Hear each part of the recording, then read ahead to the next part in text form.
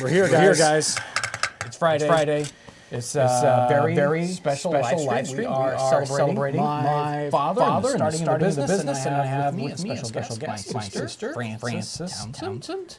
Say hello. Hello, everybody. There we go. And it's been a pretty wild week as we deal with the situation. And we have been sort of scrambling to get ready for the live stream and what we were going to do. And so this is very off the cuff. And yes. There's a lot of echo. There's a lot of echo. Okay. I don't think so. Tell you what, guys. Ivy, and we have a special people behind the thing. Can you just take us to the that transition screen and mute quick, and then I'll be with you just right back in a second.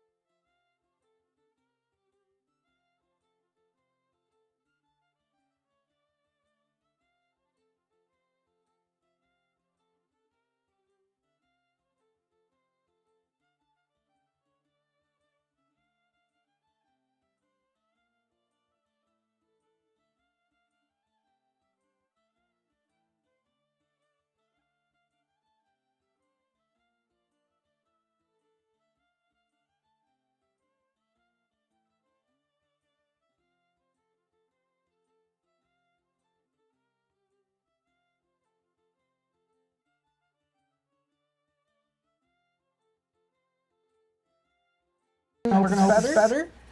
And if it's super duper echoey, well, I don't know what to say because I did my best. So I'm going to go ahead and just start out with a little clip that we did with my father in 2018 when we did a live stream with him. And we had a lot of fun in that live stream. So we're going to play this clip real quick of, I think it's a question about asking him about starting the business. So play clip 1 for Give us a short answer. What compelled you? What compelling force made you start this business? Well, there's only one reason to be in business, and that's to make money. There we go. He talked. He was compelled. That was a start, but that, of course, it involved a lot of other things too. Mm-hmm. You can't just start off making money. They throw you in jail for that. Yeah, well, tell us a little bit about the why or the what of starting Townsends. Well, actually, I went to a lot of muzzle-loading rifle matches, and there were a number of guys that were setting up teepees and setting up a primitive camp and doing what was called at the time, and probably still is, buckskinning, which was a a form of reenacting the old trapper era when they were trapping beavers and all that kind of stuff out west mostly, but a lot here in the Midwest too. But some of the things that they were using were modern implements, and I thought, well, shoot, I can make some of that stuff and get into something that's more correct. So one of our first products was a candle lantern instead of using a kerosene lantern like they use on a railroad or whatever. But that was one of the things that started us. Yeah. So you saw a need, you filled it, right? Yeah. You want to help people out. Yeah. There we go. And you can switch back to me. Okay, is the audio up? We're good? Yes. All right. There we go. Good. So that was the part of the live stream from 2018. And let me zoom back to the very beginning here. Wait a second. We'll just start from scratch. There we go. We got Nutmeg. Welcome to the Nutmeg Tavern. We are live, and I am John Townsend. I am joined today by a special guest, my sister, Frances Townsend. Hello. And she's part of really kind of the person who was making everything happen with James Townsend and Son in part of the early days. There, what do you think? In the mid 80s to the mid 90s?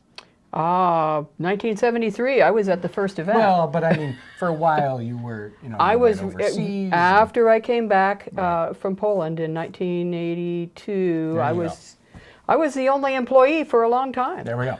So, so Frances is with me to talk about the early days, and we are celebrating the life of my father, and we're going to kind of concentrate on this period of 1973 through, through now, basically. My father did a lot of different things. He was involved with a multitude of things, motorcycles and lots of local organizations like the Audubon Society, and he was with local political groups some, and also with the local Chamber of Commerce and motorcycle clubs. I mean, just like it just goes on and on. He had multiple businesses at different times. Even while this business was running, he started an electronics business. So there's a lot to what my father did, but we're going to be concentrating here on Townsend's and the historical reenacting part of it. And we do want to say the reason we're doing this is because he passed away last Saturday. Yes. My father passed away last Saturday. He was 86 and he lived a long life, and that's what happens. So Yeah. let's jump into some pictures. I got a lot of pictures here, so we're gonna just go through them really quick. Or did you have you had probably some super chats to talk about real quick? I do. Let's try to get those. Okay. And I don't know if I'm mic'd at the moment, so they might not be able to Is hear. she up, Ivy? Okay. Okay, good. Okay. And again, Aaron and Ryan are not here because we have a giant snowstorm and it's pretty tricky to come in, and they live a ways away. So behind on the other side of the time vortex, Ivy is on the console, so be nice. And Lauren is in the chat and super chat. So Lauren, what do you got? Okay, so from last week, Keltoid5 sends in a question, says, can't make it today, but I have a question. What was your dad's reaction when you approached him about the zombie video? Looked like he was having a lot of fun. Yeah, I can't remember the date for that, but it would have been maybe 8 years ago. No. Yeah, sometime around 2011 probably, or 2010. And so 12 years ago, that's a long time ago, guys. So we got done with Crimson Bond. We thought we would do a zombie video. It's a longer form, like 12, 15 minutes, a short. And so we just decided that we would see the entire building as much as possible and get as many people involved as we could here at Townsends. So, you could see, at least in little bits, all kinds of people, all sorts of employees. Dad was certainly excited about being part of that. And he had a blast down in, well, he actually was in this room, which was made up to be like the basement. So yeah, he is in that one, and he had a lot of fun. He had a lot of fun. It's still one of my very favorite videos. It is. It is. It's fun. Okay, let me get to the next one. So the next one is Chris Vandergriff. Says, some say that a man is as good as the legacy he leaves behind. I believe your father leaves a proud son, a great business, and a wealth of knowledge, a truly great legacy, and a truly great man. Thank you so much. Thank you. And Timothy Kuhn sends in on, again, as we are sorry for your loss, and you and yours are in our prayers. Again, thank you. And Max Harcool says, hi, John. Thinking so much of you and your family this week. I hope the love and support from your father continues to be present with you and your family. Yes, that and the support that we're getting from, so many kind wishes from outside. So. Oh, thousands. It's Yeah. been amazing to see all the messages that people have been leaving. Right, and a lot of people in the reenacting world interacted with him for a long time. So, Right. Between 1973 and probably he was active into the early 90s, going to reenactments. So, through that entire period, he interacted with thousands and thousands of people, as well as being in the catalog. Today, you'll get a catalog and it's got lots of pictures of me. Well, back then, it had a lot of pictures of him. So, a lot of people, have been reaching out. So. Gaius Caligula says, my deepest condolences, sincerest sympathies for you and your family. God bless you. Thank you so much. And Mr. Maxtrix says, what advice do you give to the next generation of living historians? It's a big question. Yeah, I guess, number one, I would say that they shouldn't lessen or, think small about the impact that they have on the world through doing something like that. Some people, it's like, I'm just having fun. But there's a lot of impact that different people have, either with individuals or with larger groups. And through reenacting, you can have an impact with how people interact with history and lots of different things.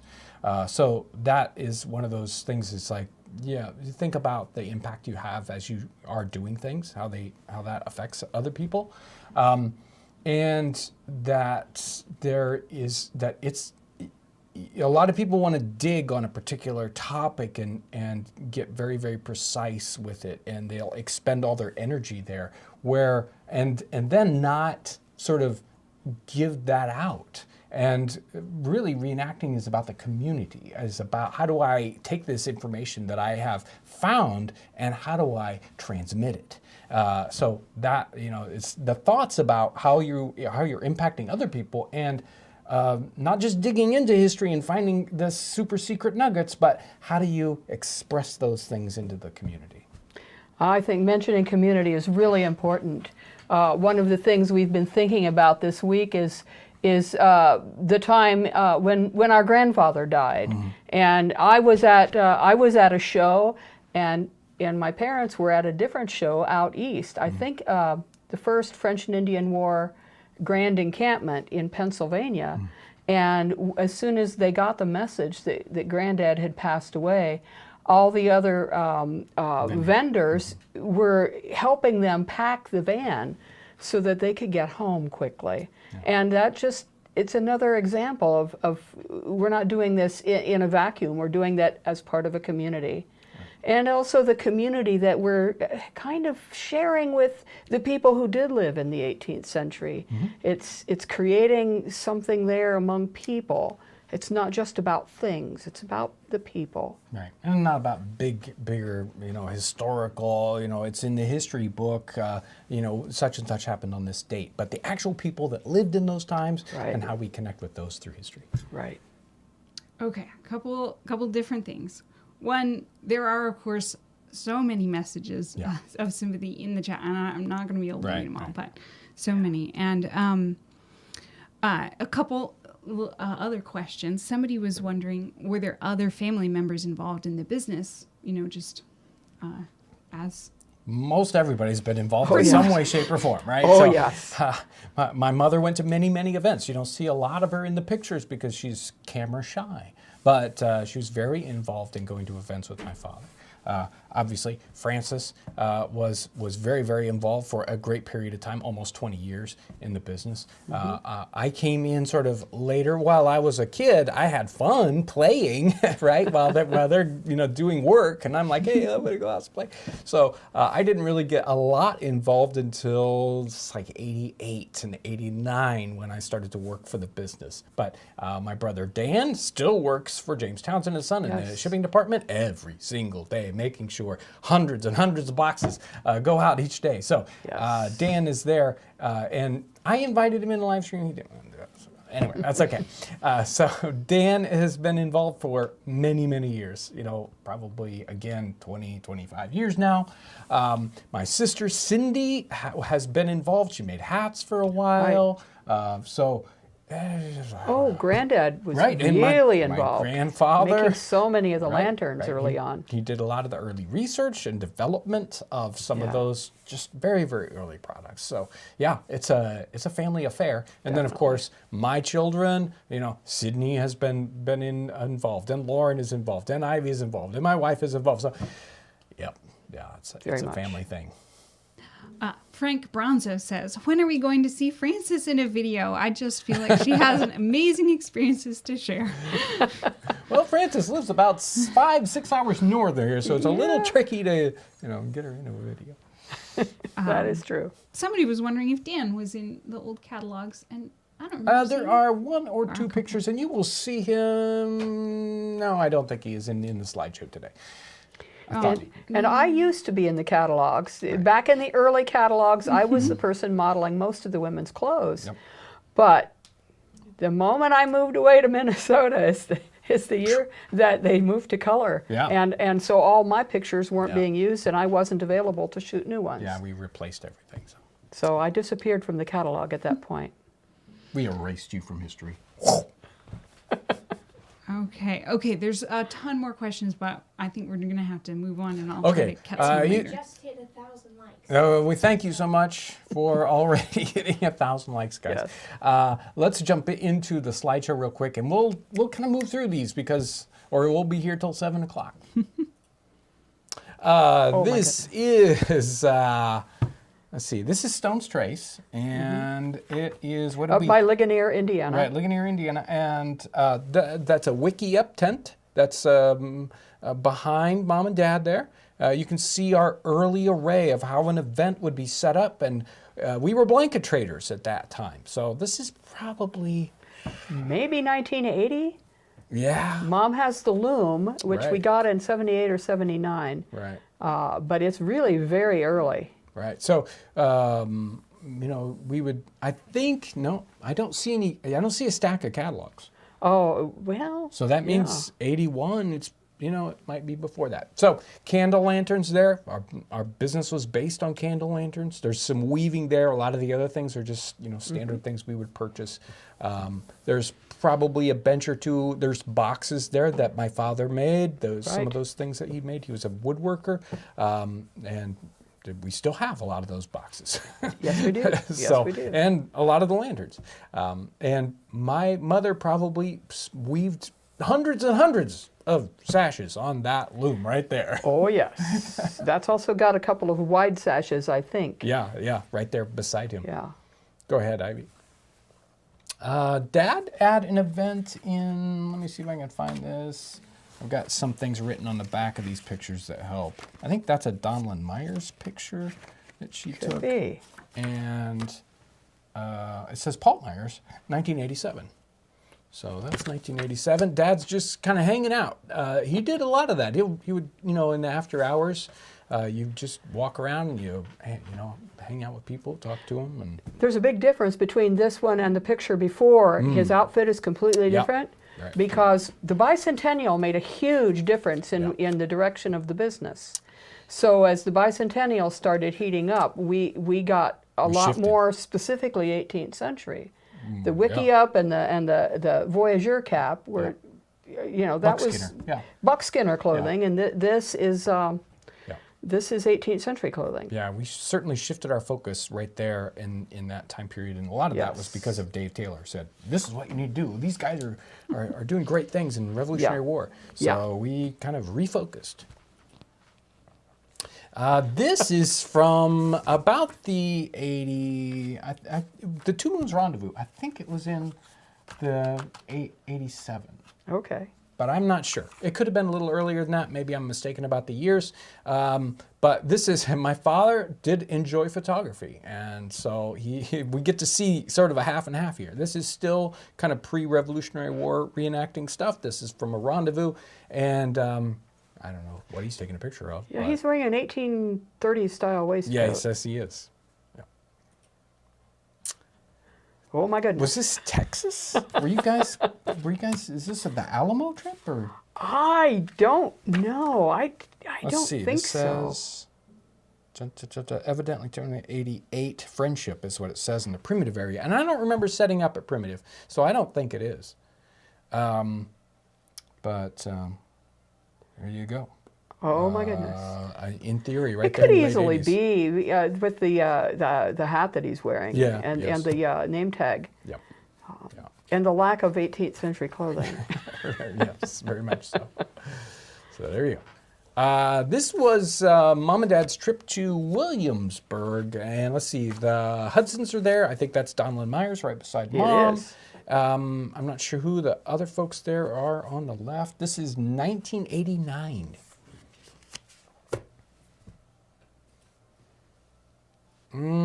A catalog picture, and this was taken in the store.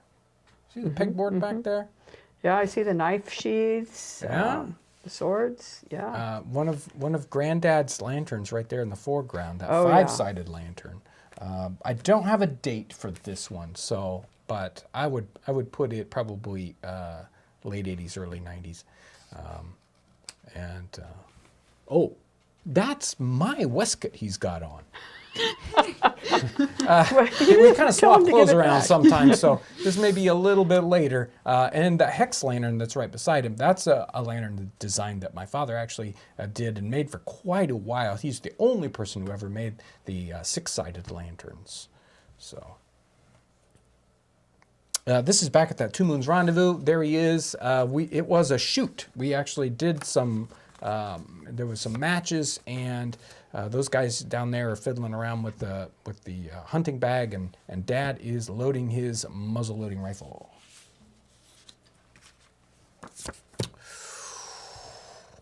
Well, there's Francis in the middle. I'm over on the one side. I look a little like someone stunned me with a 2x4. Dad right there beside me. Mick Ray, who I saw in the chat earlier today. Thank you, Mick Ray, for lovely. being in the chat. And who knows, maybe even Theta's in there. So Mick is right there beside Francis, and then Theta, who worked in the store for a very long time and then worked on telephones. This is probably, I would say it's late 90s, but I don't know. Could be. Mid-90s, I don't know. When were you still? It was before 1996. Okay, so there you go. So it was Probably 95 or mid-90s. something. Yep. Just one of the pictures of Dad from the catalog back when it was black and white. So in probably the early 90s, and we sold a lot of telescopes, and it's always fun taking telescope pictures because you look cool. Let's see. I'm trying to see if there's a date on this one, and it doesn't have a date. So there we go. This was the one you did with the photographer in Warsaw? Winona Lake, I'm sorry. Was that Robert Mayer or was that somebody else? I'm trying to remember his I name. do not remember when that was taken. So Or was it the ones you did for the Lake City Bank with the, they go travel through time or something? I can't remember. Dad did some photo shoots with some other folks for different promotional purposes, and this is one of those shots.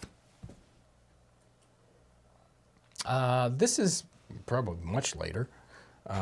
And this is a picture of Dad with Dave Taylor. And Dave has a store here in town, and we've had him on some of the live streams. A great local guy, and they were friends for a long time in the reenacting community. I'm not sure when you connected up with Dave, sometime in the mid-70s, so he's been a long time family friend. Boy Scouts, there we go, is where we first connected with Dave. And that picture is taken at Fort Wayne, the fort at Fort Wayne. There you go, it's dated 1996. Sometimes we had local newspaper articles and whatnot, and this was talking about the idea of, here we are, James Townsend's son, is selling historical things and been around for a long time, and yet we're, back then in 96, hey, they do a website, that's this new high-tech thing. So that's what that article was about. And, talking high-tech, there he is. This was part of that photo shoot about the bank and old people, or it's like somebody going through time and using our ATM. And now it's an old-timey ATM. Right. We don't have them like that anymore. Exactly. Yeah, that's how history is really catching up with us, folks. We are a part of history. Yeah.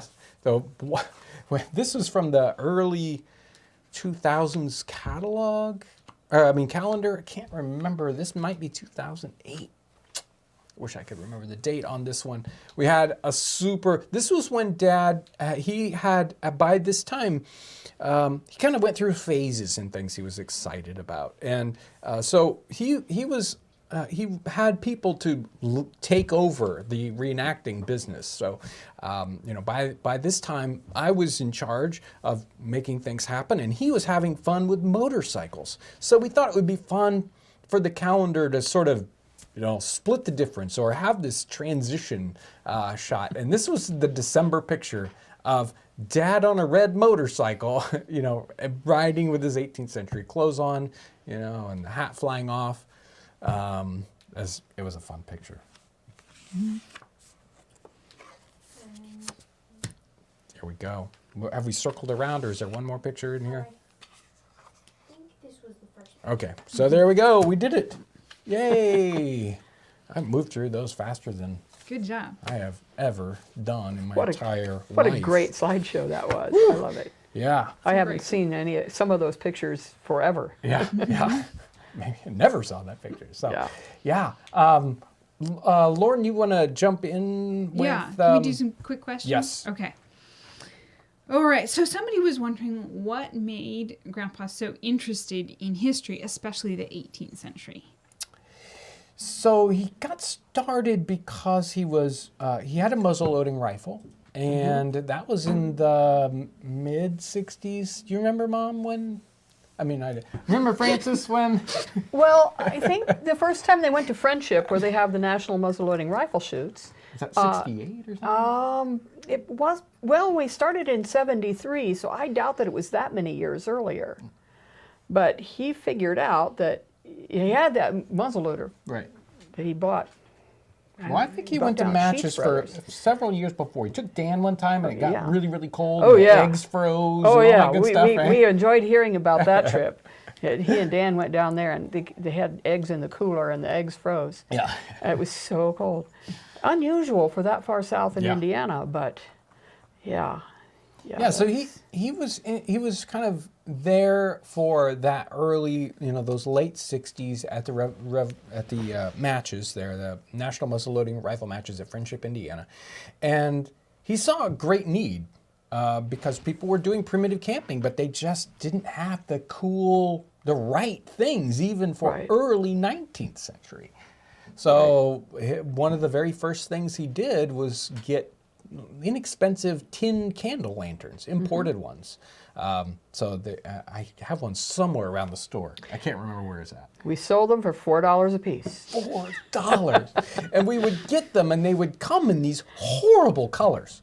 Like chartreuse and pink and bright green. And we would paint them all black, make them simple and subtle, and then we would sell them. And then we started to transition to better candle lanterns that we made. My grandfather did a lot of that early research and finding, doing it was like, I found a book that has neat pictures. So. I remember when Granddad was fascinated by Betty lamps and working on those different grease lamps and things like that, and all kinds of 18th century lighting devices. Yeah. My grandfather would come down to Friendship, Indiana also in those early days. And for a while, for a camper, he used this boat that he had. He had this boat on a trailer. And a houseboat. Yeah, a houseboat, kind of. I mean, it was small, but they would drag the boat down there to use as a camper. And he would set up in the flea market. So we were at the matches where historical people were. My grandfather loved the flea market. And I don't know how many years, they went down to the flea market and set up there. He just had a blast. One of his favorite things was to have little trick things, right? So he had this hilarious, he like had a barrel and it said, beware baby rattlers, and then it would have a baby rattler in there, not a snake, but anyway. And he also had this cage, and it was a wooden box with some wire on it, and it had a little hole and in a covered spot, so that the animal that was in the cage could hide in there, because you don't want to let them kind of get away and be private, and sometimes there people looking at them is too much. So he had this, and he said it was his mongoose. There's a mongoose in there, and it's like somebody'd look in the cage. He said, well, I'll get that out of there. I'll get that little animal out of there, and he'd get a stick, he'd get a wire, and he'd start poking in the hole, and then he had a secret little button on the side, and a little flap would fly open, and the little fur would fly out. It just scared the bejesus out of whoever was trying to see the mongoose in the trap. Oh, he loved that.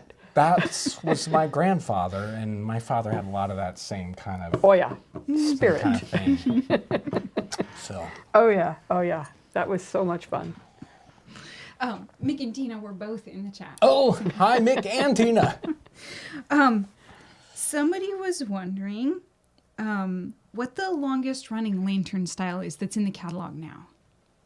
The Frontier Lantern, Oh, yeah. which is probably the most popular one and is one of the very earliest ones. But they all date really pretty close. Just before the wooden lanterns, my father actually made copper lanterns for a while. He bent the metal up, but it didn't take very much of that. It's like there's got to be a better way. And then my grandfather developed the wooden lantern. A copper lantern is heavy. Yeah. And a copper lantern transmits heat, It so does. you kind of burn yourself So when you all try of a to hold sudden, it. it's like, oh, this is 3,000 degrees. Yes. Somebody was wondering if all the items that we make are handmade, and if we still make like the lanterns handmade.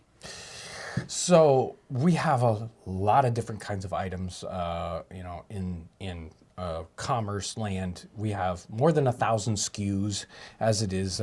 So there are all kinds of products that are made in all kinds of ways, every way possible. So some things are manufactured in factories, and some things, in large numbers, and then other items are made one at a time by a craftsman exactly how they would have done it in the time period. So it runs the whole gamut. A lot of our items are clothing that are sewn by machine. They're not hand sewn, but just done by individuals one at a time. So it's just like it's all over the place. And some of the things we do make, and some things we buy from other manufacturers or craftsmen. Well, one of the things that always excited me was that we are a family of people who want to make things, Yes. who want to learn to make things, and that was part of our inheritance from Dad was. And my grandfather, yeah. And especially from him, Yeah. that we can make things.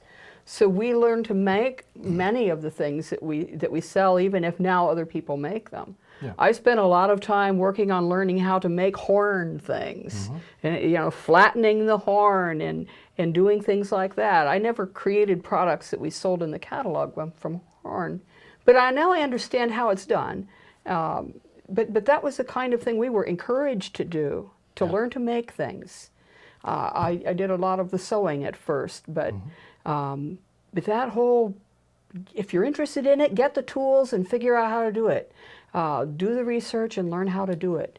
Right. That was And all that was really modeled big. by my father. Absolutely. We saw him do, it's like, I'm interested in this. And he would just do it, right? It's Right. like, I don't need to go to college for this, or, buy 14 books or go to a class. It's just like, well, I'm just going to do it. And so we just grew up with that. Absolutely. Drani65 sent in a message. Lovely way to honor your father, John. Thank you for sharing. Thank you. Okay. Do you know if Grandpa had a favorite product or a favorite video of all the videos that were? Has anybody got an answer for the favorite video? No? No? I was going to guess zombie. Well, Because he got possibly. to be in it. Yeah. Possibly. And, he made right up, and probably within the last couple of months, he was still making blanket pins. At 86 years old, he's making blanket pins out there, hammering on those things. And, say what? Last week? Last week he was working on blanket pins. Yes. And he would also pitch the wooden canteens. So for a long time he made the canteens, but then somebody else made the canteens, but they still needed the lining. And so he was our special canteen liner person. So, wow. There's a picture on the in the 2,000 different comments on the Facebook page of the blanket pins, the anvil, and the shop cat, Lucy. Yeah.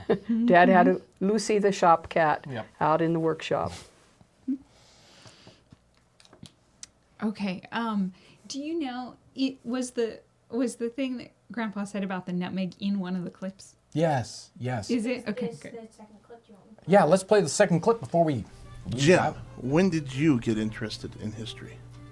There you go. Well, I can recall back years ago when I was kind of bored with history and stuff. So I read different parts of the history books, like about Sir Francis Drake and the pirates and all that stuff. That's in your history books, and Well, maybe not today's history book, but it was in yours. well, it was current. Yeah, exactly. So that was local news. It was current events. But anyway, it's just been more, I would say more recently, but it was kind of inbred in me in the family because my grandfather told me about hunting rabbits on the way home with his muzzle-loading gun. From school? Yeah, coming home from school. He was going home from school. Hunting rabbits, yeah. He'd stand his musket in the corner and then go rabbit hunting after school with his dog that stayed there. Mm-hmm. And we have that gun right now. Right. So the gun is standing, it's hanging on the wall in my office.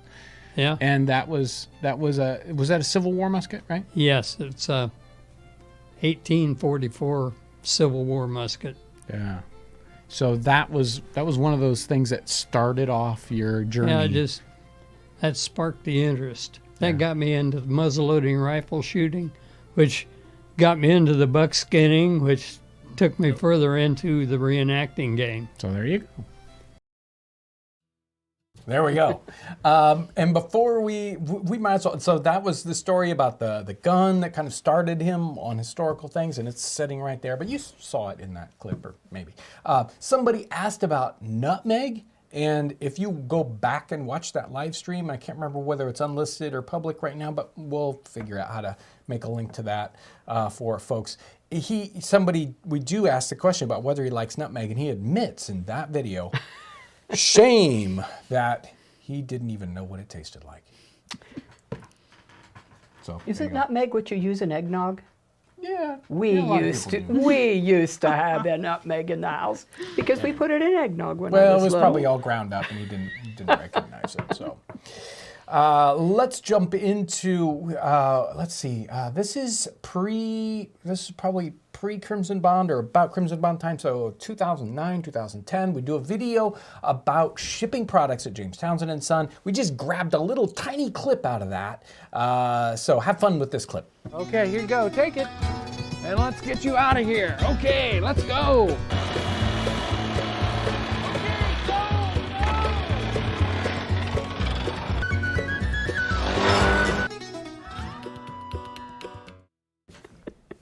My nutmeg. Just drop your I just nutmeg dropped in my there. nutmeg inside there. So that was the shipping video. That was Ivy. You saw at the very beginning. She's not that little anymore. So at the very beginning there, and Dad delivering those packages. The funny part is in that video that the only successful person who delivered a package in it, because Josh was in it, this person, Aaron was in it, the only successful person was Ivy. Her box actually made it to the person who was supposed to do that with. Oh, that is so sweet. Yes. Oh, I gotta do this one while I can actually still see it. Okay. Because I gotta actually read the whole thing. So Dwayne Ladka says, my dad, who is 92 this year, said he bought his first bicycle with 2 muskrat skins and $5.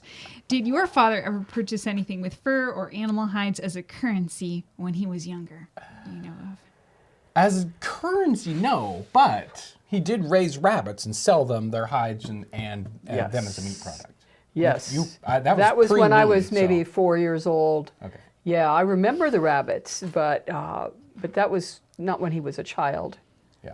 And we did have rabbit hide stretchers hanging around the house and all that kind of. But he had the sad misfortune of growing up in town. We got to live in the country as children. That's right. And even one of our childhood friends trapped things. Mm-hmm. But Dad, I don't think, had that experience as a child. No. And it's kind of interesting that he lived in the city and then he got married and then, boom, they lived on a small farm just a year or two after that. And so he kind of had to get that small farming experience, which was one of the things he did. I don't know whether he wanted to or not, but he needed to. And he, he did small farming, a small quantity of cattle and grew a couple of acres of corn and Right. whatnot. So I was there for that, and in the 70s we had goats, Oh, yeah. and so he enjoyed those things, or he did those things too. Lots of things he was good at. Somebody wanted you to know that we hit 1.6 thousand. Woo! Goodness. Okay, so I do have more super chats that I haven't gotten to. Yes. Do we have time? Okay. Yes. Okay, let me refresh it so that I know that I have all of them.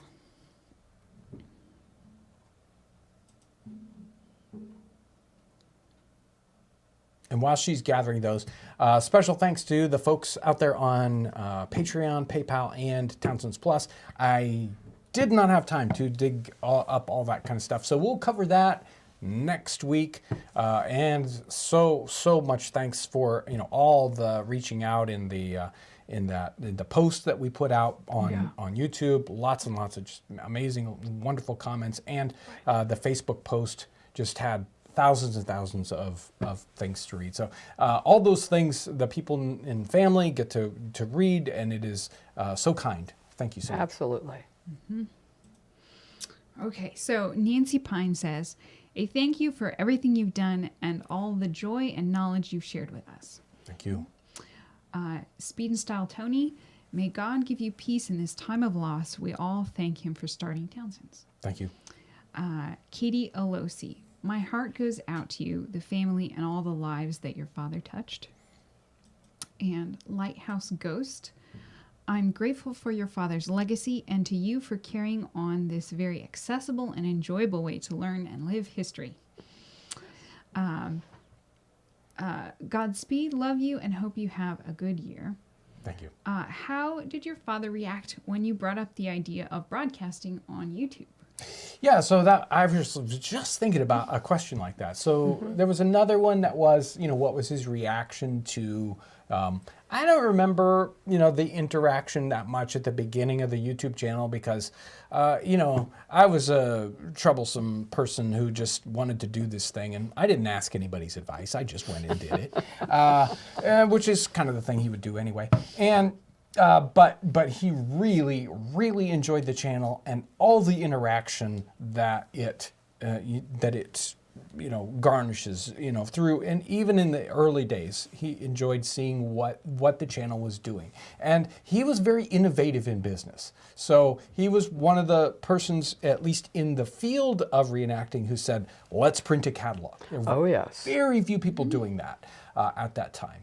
And then it was early in the mid 80s, we had just, these super junky personal computers. And he said, John, can you do a mailing list? He was very, very interested in mailing lists and collecting names so that he could interact with these people and send them things. So, so he was always sort of pushing us to the forefront of technology, at least scaled back to where we were, just a tiny little family business. So starting the website, again, encouraged by him, he thought that was great. And the videos, he was thinking about video catalogs probably 8 years before or 10 years before we started the YouTube channel. So yeah, he was excited about that. And again, amazed by what it turned into later on. So, as today is what the YouTube channel is. Okay. Sean Reed says, my condolences. May the sting of your loss be short and your memories be long. God bless you and your family. Thank you. Aaron Howitt says, what was your dad's favorite video? And I think this was right at the time where I was asking it from the main chat. So sorry we didn't have an answer, Aaron. John Talley says, I have a 22 and a 5-year-old daughter. My oldest did Ryan's deviled egg recipe. Today, my 5-year-old is doing the mushroom ketchup with me. Whoa. What advice would you give to dads to get kids involved? How did your dad stir up that interest? Well, my dad mostly just cooked tomato soup. Oh, the toasted cheese sandwiches. Well, they always went together. They had to have, you couldn't have just one without the other. But later on, I guess the thing is that cooking isn't that tricky, right? And dads should be able to do simple cooking, and they shouldn't be scared of it, and they should interact with their children and let them help and all that stuff. And it's just one of those, do it, don't be embarrassed by it, don't worry about what the outcome is. It's like, well, it didn't look good. Yeah, and so I remember a lot of circumstances like that. So when in my teens, or from 10 to 18, my father took me along to a lot of different things. I went to historical events, and I went to ham fests because he was an amateur radio person, and we interacted with Boy Scouts and the Audubon Society, going on bird counts, and he just like, you're coming along. That's what you do, right? It's like, don't let your child say, come on, we're going to go fishing. That's just all there is to it. So you just, do you have advice?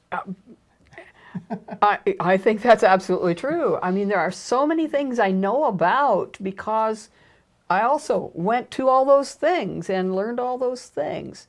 It just becomes part of who that child is if you take them with you. Include them on those things. I remember going to things like, when the Audubon chapter was started in the mid-70s. Right. He was part of that. And I was part of it too, but I wasn't officially part of it because it was a family membership and I was still, too young, still a child. But now when I think about those things, it's always we, because I was there. So you might have a child who's 5 years old, but when you include them in these things, it's not, my dad did this, it's we did that. Mm-hmm.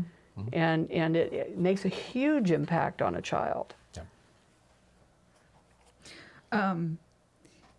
Do you know what Grandpa's favorite food was? I know what we made him for his birthday. That would be a cute It was day. mayonnaise cake with caramel frosting. That's Yes, right. That was what he mayonnaise always cake. wanted. That was the kind of cake he wanted. And he probably didn't want anything else cake. How about this? One of his favorite foods? Circus peanuts. Hilarious. He still there's a bag waiting for him in the house. That's right, So, that's right. Circus peanuts. And chocolate milk. Yeah, and he was big into chocolate milk. I don't like chocolate milk, but Or strawberry milk, whichever. They're both delicious. I always had strawberry.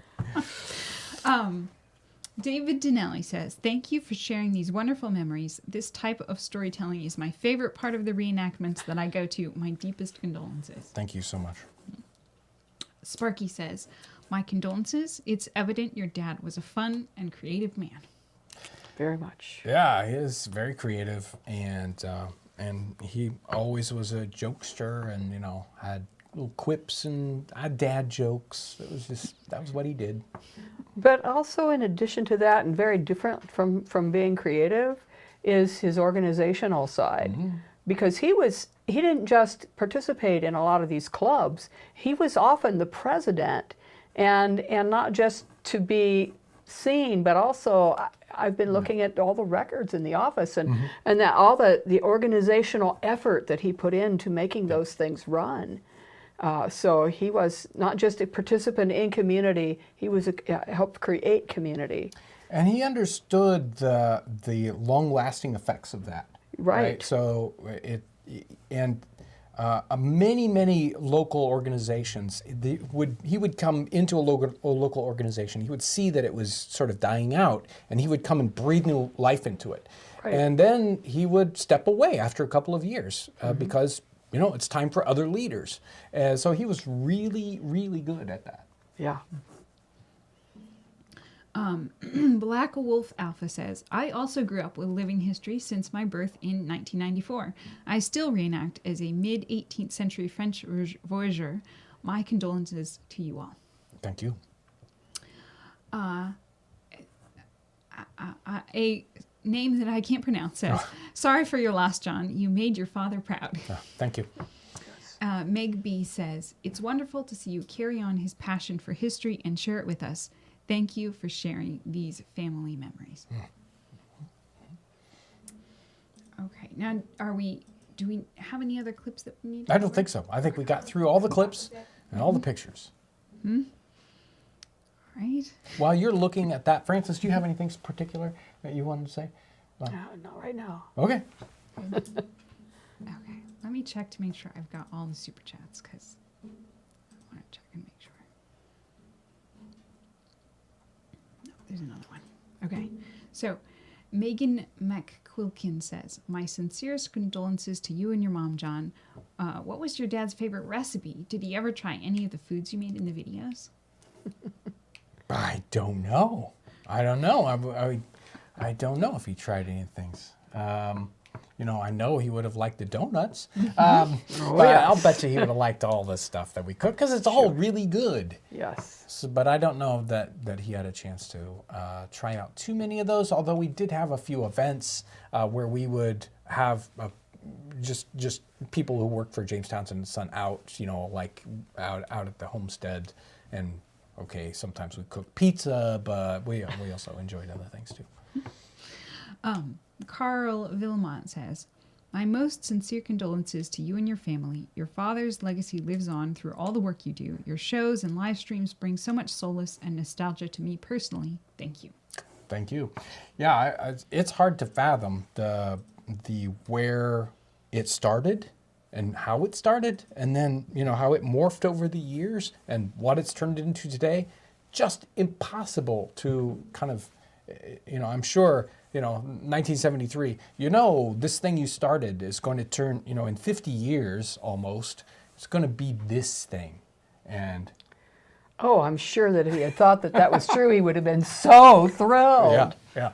So it's sometimes we don't understand the pebble we start to roll down the mountain and Right. what it's going to look like when it gets Right. to the bottom. Right. Well, if I had realized that we would be doing this, and I thought of it when I left home after I heard that Dad had passed away, I would have brought the custom-built rifle that he made for me years ago. He made it, and I think he had other people do some parts of the work on it, like all the different pieces that are engraved, the metal pieces. I think he did all the wood carving himself, though. But I've got a beautiful custom rifle that he built. Yeah, I have different pieces of furniture that he made and different I have boxes. those too, yeah. And, all those things are that continue on, as well as the impact, right? This tiny little thing Absolutely. that he started and the impact that it has, 50 years later is just tremendous. And not just Townsends, but the impact he's had in the motorcycle community and Oh, in, yes. all kinds of things. Okay, I have a couple more. Daniel Banks says, thanks, Townsends, for all your family has done over the years to help so many enjoy history. Thanks for being a really cool part of my childhood. Wow. Sometimes I don't. It's fun to imagine. We have just a huge wide audience. 3-year-olds to 93-year-olds that watch what we do, and imagining and thinking about children growing up and seeing what we do on the YouTube channel, or even children who bought products from us. That was part of their Right. childhood. And Right. So lots of different things. Yes. I one time had the opportunity to go to New Zealand in 2008. And I remember being on one of I think it was Auckland, on the street, and a woman wearing 18th century clothing went by. And I stopped her and talked to her, and she knew about our business. New Zealand. Yeah. Well, somebody left a comment. I think it was Richard Brower. Yes, Richard Brower says, sorry for your loss. We are watching and praying for your family all the way from the Netherlands. Wow. Yes. And Grandpa loved the idea that people were watching from all over the world. Yes. He thought that was so special. Yeah, there was even another comment from somebody from the Netherlands saying it's like, oh, he's famous, and you know about him. wonderful. So, and he went to France, I think, in '92, and he did some traveling, and that was with historical reenacting. So, yeah. Capricorn 800 says, from candle lantern to log cabin, what did he think of the cabin? He did visit the cabin, and he didn't necessarily talk too much about that. But he enjoyed all those things that we were doing on the channel, and probably was like, "He's going to hurt himself. He shouldn't be doing that."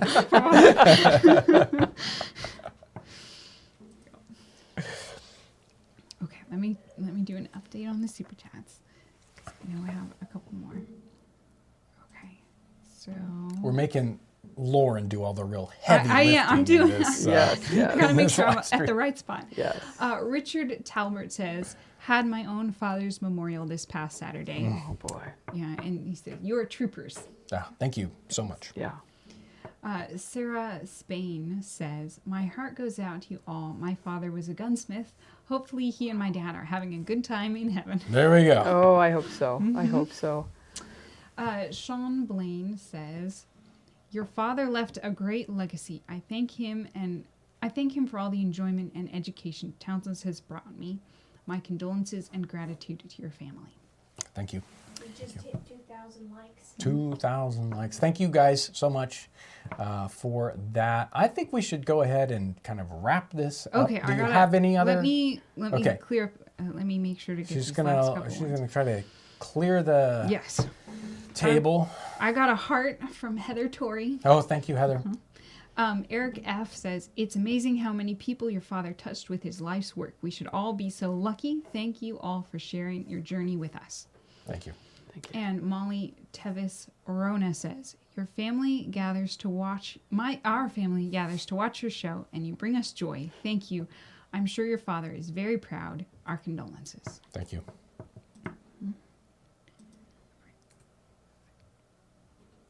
Are we good? No? She's still looking.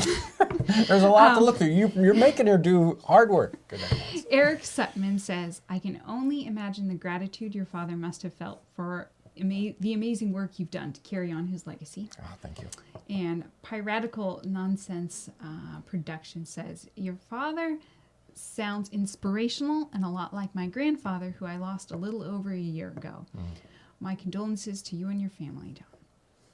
Yes, he was inspirational, and a lot of times I look back on watching him do particular things, and I realize, oh, I can do those things because I saw him do those right in front of my eyes. Okay, sometimes he wanted to hit the thing with the wrench, but he fixed. I watched him work on all kinds of mechanical things. I watched him work on woodworking things and building items like buildings.